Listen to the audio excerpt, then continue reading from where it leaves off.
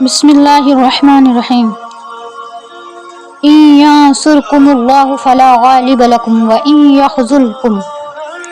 فمن ذا الذي ينصركم من بعده وعلى الله فليتوكل المؤمنون وما كان لنبي ان يغل ومن يغلل يأتي بما غل يوم القيامة ثم توفى كل نفس ما كسبت وهم لا يظلمون۔ اگر اللہ تمہاری مدد کرے گا تو کوئی تم پر غالب نہ ہو سکے گا، اور اگر مدد نہ کرے اللہ تمہاری تو پھر ایسا کون ہے جو مدد کر سکے تمہاری اس کے بعد؟ یعنی اللہ کے علاوہ کوئی بھی مدد نہیں کر سکتا، اور جس کی اللہ مدد کر دے گا تو اس کے اوپر کوئی غالب نہیں آ سکے گا۔ یہ جنگ احد کا واقعہ ہے مسلمانوں کے لیے اللہ تعالیٰ نے فرمایا،